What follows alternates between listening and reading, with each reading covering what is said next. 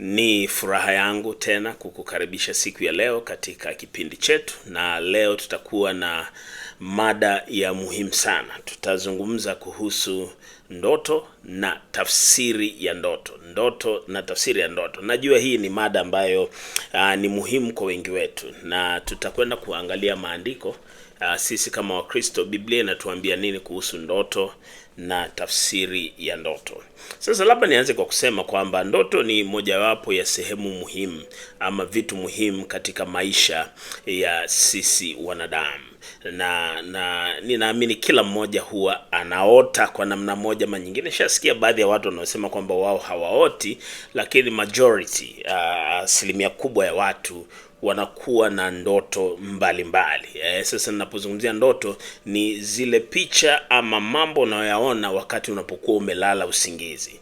Sasa sizungumzii ndoto kama ile vision ulionayo, mipango ulionayo, hapana. Hapa ninazungumzia ndoto yale mambo tunayoyaona na kuyapata tunapokuwa tupo katika usingizi ama tukiwa tumelala. Sasa kuna ndoto za aina nyingi, na kuna ndoto ambazo zinakuwa na maana za kiroho, lakini ndoto zingine zinakuwa tu ni kulingana na maisha ya mwanadamu, ni asili kwamba tunakuwa tunaota kutokana na labda siku ilivyoenda, ama vitabu, ama movies, ama video ulizoziangalia, vyakula ulivyokula, mambo uliokuwa unayazungumza siku nzima yanaweza yakakurudia kwenye akili yako ukiwa umelala na ukapata ndoto ya mambo kama hayo. Lakini kuna ndoto zile ambazo zina maana ya kiroho, kwamba ama zimetoka kwa Mungu ama zimetoka kwa adui Shetani. Sasa sisi kama Wakristo kuna mambo ya msingi mawili ambayo tunatakiwa kuyazingatia tunapozungumzia swala la ndoto na tafsiri ya ndoto. Kwanza, kuchukulia kwamba kila ndoto ni ujumbe wa moja kwa moja kutoka kwa Mungu. Hiyo sio sahihi. Yaani hatutakiwi kuangalia kwamba kila ndoto unayoiota, ndoto yoyote, kwamba ni ujumbe wa moja kwa moja kutoka kwa Mungu ama kutoka kwa Shetani. Lakini pia jambo la pili ambalo litakuwa tu na tahadhari ni jambo la kudharau kila ndoto. Maana wengine sasa kwa sababu labda tunaona ndoto ni kitu cha kawaida, tunaweza tukadharau kila ujumbe tunaoupata katika ndoto. Hapana, hatutakiwi kufanya hivyo. Hatutakiwi kupuuzia kila ndoto.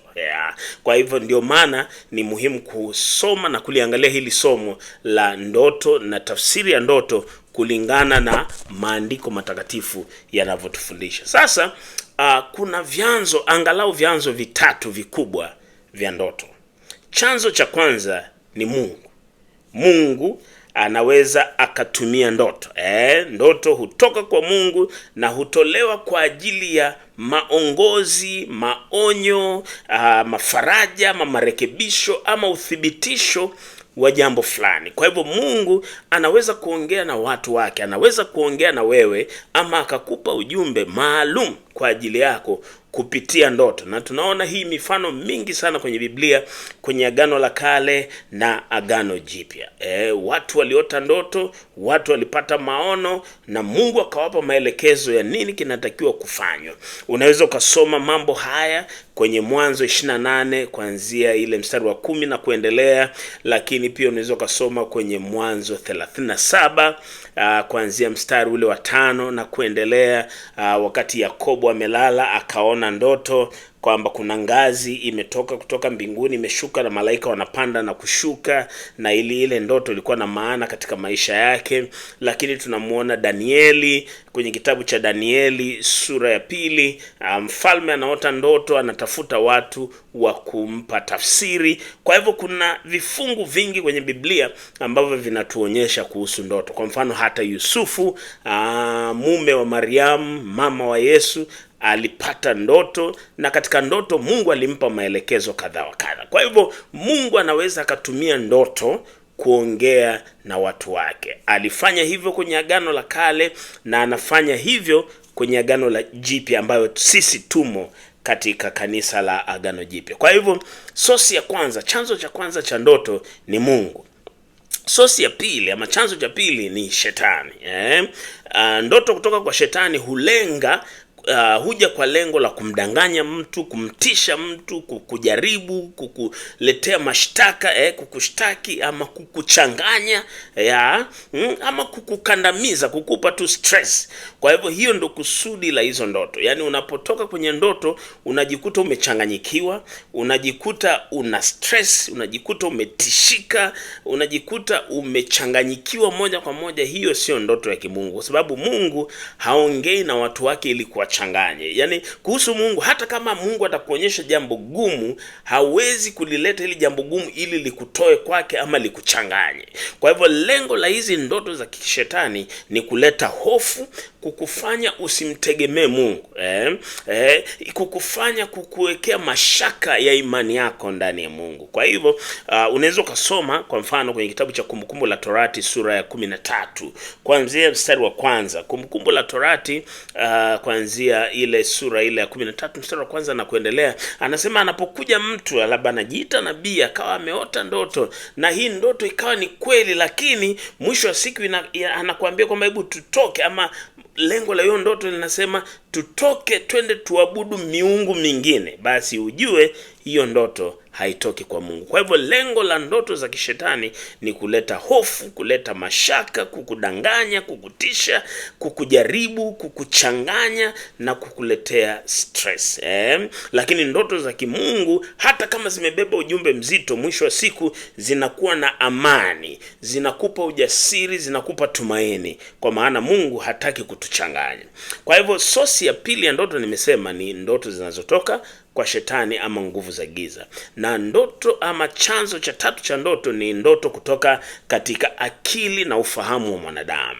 Sasa hizi ndoto zinatokana na shughuli za kawaida tunazozifanya. Kama nilivyosema, ni kumbukumbu zinazorudi kwenye ubongo wako unapokuwa umelala, jinsi gani umefanya kazi ile siku, ama vitu ulivyovisoma, vitu ulivyovitazama, mambo yaliyokutokea, mazungumzo uliyokuwa nayo, chakula ulichokula. Kwa hivyo haya mambo yanaweza yakarudi kwenye ufahamu wako wakati umelala, ukaanza kuona hizi picha ama zikaja kwa njia ya ndoto. Kwa hivyo kuna hivyo vyanzo vitatu vya ndoto: Mungu, shetani na mwanadamu ama mawazo ya mwanadamu.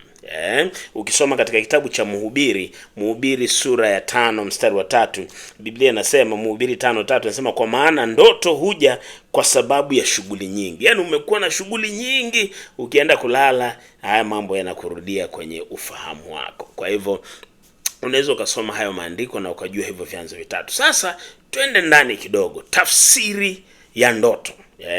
Kwamba either sasa hapa tunazungumzia ndoto ile iliyotoka kwa Mungu ama iliyotoka kwa shetani, ndoto ama niseme ndoto yenye maana ya kiroho, ndoto ambayo inaigusa maisha yako. Ile ndoto ya tatu ama chanzo cha tatu cha ndoto, kwamba umeota vitu ambavyo ni kutokana na shughuli, inaweza isiwe na impact sana, isiwe na mguso sana kwenye maisha binafsi. Hapa nataka tuangalie tu zile ndoto ambazo zina mguso wa kiroho, chanya ama hasi, ama kutoka kwa Mungu ama kutoka kwa shetani. Sasa swali kubwa labda wengine mnaweza mkajiuliza, je ni sahihi kwa Mkristo kuwa na kamusi kama dictionary ama kitabu rejea ama manual book ya kutafsiri ndoto? Maana wengine inawezekana una mtazamo huo.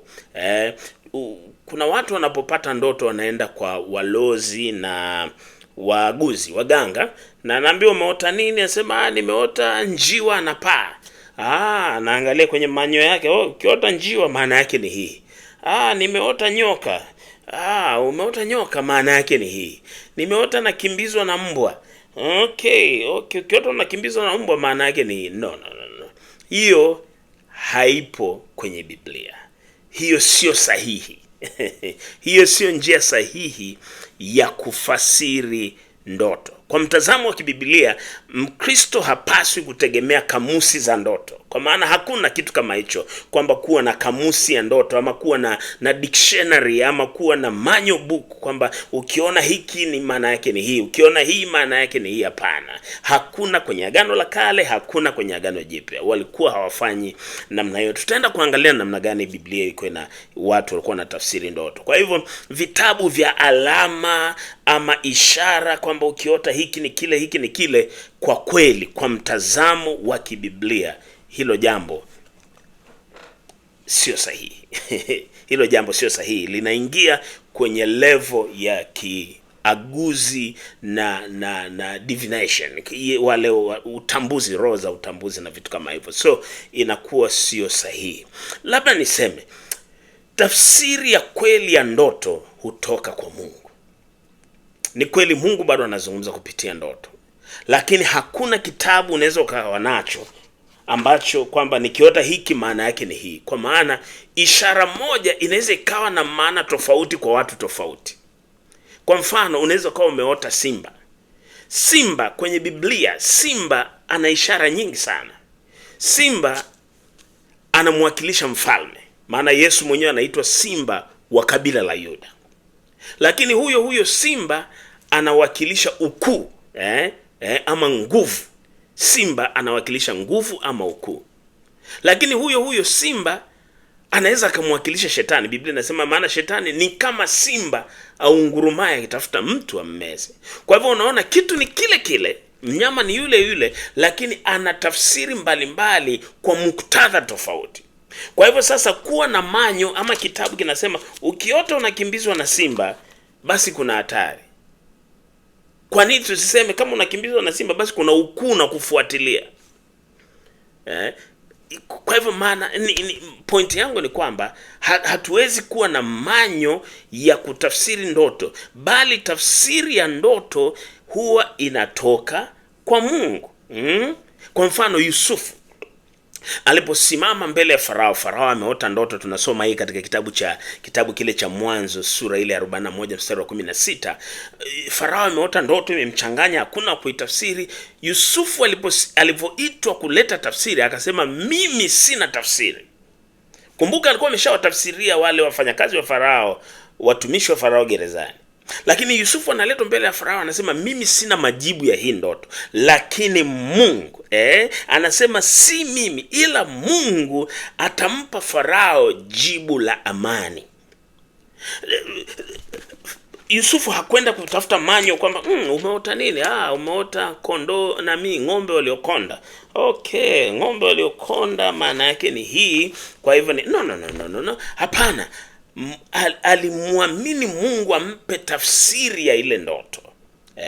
Kwa mfano pia Danieli, tukisoma kitabu cha Danieli sura ile ya 2 kuanzia mstari wa 27 na kuendelea, Biblia inasema Danieli naye akasema yupo Mungu anayeweza kufasiri ndoto na kufunua siri zilizofichika, na wala sio hekima ya wanadamu, uchawi wala maarifa ya siri yanayoweza kufafanua hii ndoto, mfalme. Kwa hivyo unaona wote hawana mahali parejea kwamba wanaenda kuangalia hii ndoto ina maana gani. No. Walikuwa kwamba amesikiliza ile ndoto, wanaingia kwenye maombi wakimtaka Mungu awape tafsiri ya hiki kinamaanisha kitu gani. Kuna wakati fulani mmoja wa washirika wangu, wakati ninachunga kanisa pale Tanzania, mmoja wa washirika wangu akaja akaniambia, mchungaji, amekuja ofisini anatetemeka, nimeota ndoto, nimeota nyoka mkubwa ameingia ndani. Sasa naogopa kwamba labda ni kitu inakuaje. Sasa mimi nikamwambia inawezekana, mimi ni baadhi ya masomo yangu nimefanyia kule Asia, Korea Kusini pamoja na maeneo ya China, Japan. Kwa hivyo yale maeneo sana China wanakula nyoka, okay? Na baadhi ya maeneo mengine ya Asia wanakula nyoka. Nikamwambia inawezekana labda Mungu anakuambia kwamba ni wakati wa wewe sasa kwenda Asia kusoma ama kufanya biashara. Kwa hivyo akacheka. Nilikuwa najaribu kumuondolea ile hofu, kwamba sio tu kwamba umeshaambiwa ukiota nyoka ni kitu kibaya. Kumbuka wana wa Israeli walipokuwa jangwani, waligongwa na nyoka wenye sumu. Mungu alipokuja kuwapa jibu la hilo tatizo, aliwapa jibu gani? Huyo nyoka anamwambia Musa, tengeneza nyoka wa shaba. Kwa hivyo nyoka aliyekuwa tatizo, lakini huyo nyoka akawa ni suluhisho. Na Yesu anasema kama Musa alivyomuinua nyoka jangwani mtini, na mwana wa Adamu anainuliwa. Kwa hivyo unajikuta sio kwamba kila nyoka maana yake ni mbaya. Sijui tunaelewana mpaka hapo, watu wa Mungu. Kwa hivyo tafsiri ya kweli ya ndoto inatoka kwa Mungu. Hii inaonyesha kwamba tafsiri za kweli ya kiroho haitokani na mifumo ya kibinadamu ama kuwa na manyo fulani ya kuangalia ama kamusi ya kuangalia, bali hutoka kwa Mungu. Sasa Biblia yenyewe haitupi hizo manyo, haitupi kamusi ya kutafsiri ndoto. Katika Biblia kamusi hazionekani ama vitabu vya alama havipo vya kutafsiri hizo ndoto. Wale waliotafsiri ndoto walimtegemea Mungu, wala sio kufuata manyo fulani ambazo walikuwa zinawasaidia kutafsiri ndoto. Kwamba ukiota nyota kama maana yake ni hii, ama ukiota unakimbizwa maana yake ni hii. Haikuwa namna hiyo. Na katika Agano la Kale maana ya ndoto ilitolewa kwa Mungu na ilikuwa ni maalum kwa mtu maalum, kwa muktadha maalum. Kwa hivyo kila ndoto ilikuwa inatafsiriwa kipekee, na hata leo kila ndoto yenye maana ya kiroho itakuwa na tafsiri yake ya kipekee. Watu wanaweza wakaota kitu kile kile, lakini kikawa na fasiri tofauti, ama kikawa Mungu anawasilisha ujumbe tofauti. Sasa tunapokuja kwenye Agano Jipya, kuna kitu cha tofauti sana. Kwenye Agano la Kale watu walikuwa wanaota ndoto, alafu wanatafuta watu wa kuwatafsiria ndoto kama mtu hajaelewa ndoto yake. Lakini kwenye Agano Jipya tunaona tofauti. Hakuna popote ukisoma Biblia kwenye Agano Jipya, hakuna yoyote aliyepata ndoto akaenda kutafuta mtu wa kumtafsiria. Ni kana kwamba Mungu aliongea ili kueleweka. Kwa mfano, Yusufu mume wa Mariamu alipata ndoto. Alipotaka kumwacha mke wake, malaika akamwambia kwenye ndoto, usimwache Mariamu, kwa maana hicho alichokibeba ni kitakatifu.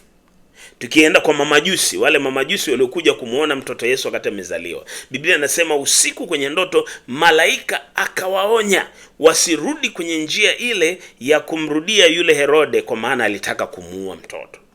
Wakati Yesu anataka kusulubiwa, mke wa Pilato alipata ndoto. Ukisoma Mathayo 27:19, akapata ndoto, na katika ile ndoto ikamsumbua, na tafsiri ile ndoto ni kwamba ilikuwa kwamba anamwambia mume wake kwamba huyu mtu ni mtu mwenye haki, usimhukumu. Yani huyu Yesu alikuwa mwenye haki. Lakini pia Petro, tunaona Petro alipoona maono katika Matendo sura ya 10, hakutumia vitabu mbalimbali kutafsiri ile ndoto, bali Mungu alimfafanulia maana ya hiyo ndoto kulingana na kazi aliyokuwa amemuitia kufanya, kwamba sasa unatakiwa kwenda upande wa pili kwenda kuhubiri Injili. Ukisoma Matendo ya Mitume 10 kuanzia mstari wa 28 na kuendelea. Kwa hivyo Biblia haitupi hiyo kamusi ama haitupi vitabu vya kutafsiri ndoto. Bali tunatakiwa kumtegemea Mungu, kutegemea neno lake, kumtegemea Roho Mtakatifu, maombi na utambuzi wa kiroho, lakini kupata ushauri kutoka kwa Wakristo na viongozi ambao wamekomaa kiroho, wanaweza kukusaidia kwenye jambo hili. Sasa njia sahihi ya kushughulikia ndoto kwako wewe kama Mkristo, unapoota ndoto yoyote, ni kwamba kwanza unapaswa kuzikabili ndoto kwa maombi na maandiko, neno la Mungu, kujua neno la Mungu linasemaje. Lakini pia Mungu akupe ile hekima na ufahamu wa kujua kwamba nifanye maamuzi gani hapa. Na ndoto tusiyoelewa inatakiwa tusukume katika sisi kumtafuta Mungu, kwa sababu Mungu akileta ujumbe, analeta ujumbe ili tuuelewe. Hazungumzi ili kutuchanganya. Mungu hazungumzi ili kuwachanganya watu wake. Anataka tuupate ujumbe, na Mungu huwa anathibitisha tena. Kama jambo amelisema, atalithibitisha tena na tena ili uweze kufanya kulingana na maagizo yake. Kwa hivyo pia tukumbuke, sio kila ndoto ina maana ya kiroho. Kuna ndoto za kimungu, kuna ndoto za kishetani, lakini kuna ndoto ambazo zinatokana na maisha ya kila siku. Sasa kwa kifupi niseme hivi kwamba tafsiri ya ndoto yoyote ipo kwa Mungu. Tunamtegemea Mungu atupe tafsiri ya ndoto. Kwa hivyo sisi kama Wakristo hatuwezi kuwa na vitabu ama kamusi ya kusema ukiota unaogelea maana yake ni hii, ukiota unakula pilau maana yake ni hii. No. Hiyo sasa inaingia kwenye category ama kwenye eneo kama la uaguzi na mambo ya ulozi ambayo sio sahihi. Lakini bado Mungu anaongea kupitia ndoto, na bado Mungu anaweza akatumia watumishi wake kutusaidia kuzielewa hizo ndoto. Lakini Mungu anapozungumza na wewe, anazungumza na wewe uweze kumuelewa, sio kukuchanganya. Sasa mwingine anaweza kaniuliza, je, sasa nikiota labda hii ni ndoto ya kishetani na ni ndoto ambayo naona kama kuna jambo baya linatokea, nifanyeje? Wewe kama Mkristo, kumbuka tumepewa mamlaka. Yesu Kristo akasema, nimewapa mamlaka ya kukanyaga nyoka na nge na nguvu zote za shetani. Kwa hivyo tumia mamlaka ya jina la Yesu kusambaratisha hiyo ndoto ama huo mpango wa ibilisi kinyume na maisha yako, kinyume na afya, kazi, familia, huduma, taifa lako. Unaweza kutumia hiyo mamlaka kuomba kinyume cha hiyo ndoto, ukaikemea. Pia Biblia inasema mpingeni shetani naye atawakimbia. Lakini neno la Mungu pia linasema silaha za vita vyetu sio za mwili, bali zina nguvu katika Bwana, ni za kiroho, zinaweza kuangusha na kusambaratisha kila ngome na chochote kinachojaribu kujiinua kinyume na ufahamu wa Kristo. Kwa hivyo unaweza tukatumia hayo mamlaka kukemea hizi ndoto za kishetani zinazokuja kuharibu maisha yetu. Lakini pia kwenye sehemu ya pili ya jambo hili ni kwamba sio kila kitu kibaya unachokikemea kitaondoka, ama sio kila changamoto tunayoikemea katika maisha yetu itaondoka. Mara nyingine Mungu anaweza akaruhusu hiyo changamoto itokee kwa ajili ya utukufu wake. Na Mungu akiruhusu jambo baya litokee, kwanza anakuwa amekuandaa, anakupa neema ya kuweza kusimama na kuvuka kwa ushindi, kwamba mwisho wa hiyo changamoto shetani anaweza kuwa amekusudia kwa ajili ya uovu, lakini mwisho wa siku inageuka na kuwa ni kwa utukufu wa Mungu na wewe kuinuliwa juu zaidi. Kwa mfano, msalaba ilikuwa ni jambo gumu. Hata Yesu alimuomba Mungu Baba kwamba ikiwezekana niondolee huu msalaba, lakini Mungu hakuondoa msalaba, ila alimtia Yesu nguvu kuuendea msalaba. Lakini maisha ya Yesu hayakuishia msalabani wala kaburini. Siku ya tatu alifufuka, na kwa kupitia huo msalaba sisi wote tumekombolewa. Oh, glory be to God. Kwa hivyo unaweza kuwa umeota kitu kibaya, ama shetani amekusudia kuleta kitu kibaya, lakini Mungu atakigeuza kiwe ni kwa ajili ya utukufu wa jina lake. Kwa hivyo mimi kama Mkristo nina nafasi ya kusimama na kukemea jambo lolote baya ambayo nimeliona kwenye ndoto. Lakini hata kama litakuja kutokea na Mungu akiliruhusu, Mungu atakuwa ameuandaa moyo wangu, amenipa nguvu na mamlaka na neema ya kulipitia hilo changamoto na kuvuka. Unajua Mungu ndivyo anavyotenda kazi. Kunapokuwa na mlima mbele yako, Mungu anaweza kuondoa huo mlima. Ana hiyo nguvu ya kuondoa huo mlima. Lakini wakati mwingine Mungu anaweza akachagua kutokuondoa mlima mbele yako, ila akakutia wewe nguvu ya kuupanda huo mlima. Kwa hivyo Mungu anaweza akaondoa mlima, ama anaweza akakutia wewe nguvu, akakupa na neema ya kuupanda huo mlima. Kwa hivyo nini cha kufanya? Biblia inasema ombeni bila kukoma. Tunachotakiwa kufanya ni kuendelea kusimama katika maombi. Imekuja ndoto, ina maana ya kiroho, ndoto ambayo inakusumbua moyo, ni kama huna amani, muombe Mungu aifafanue hiyo ndoto upate maana, ama washirikishe viongozi wako wa kiroho wakusaidie kwenye jambo hilo. Lakini kile ambacho naona hakiko sawa kimaandiko ni ile sasa wewe kuwa na kakitabu umenunua kasema ukiota kuku maana yake ni ukiota hiyo inakuwa ni ulozi. Hatukuona ikifanyika hivyo kwenye Biblia na hatuwezi kufanya hivyo sasa. Lakini tunaweza tukamtegemea Mungu, neno lake na Roho Mtakatifu na viongozi wa kiroho ambao Mungu ametuwekea. Mungu akubariki rafiki yangu. Ukiwa na swali lolote tutaweza kushirikishana, unaweza kaandika na nitakujibu na tukaonyeshana kwenye maandiko yanasema nini. Asante. Tafadhali subscribe kwenye channel hii ili uendelee kupata mafundisho haya. Unaweza ukashare pia video hii na wengine. Mungu akubariki. Asante kwa kunisikia.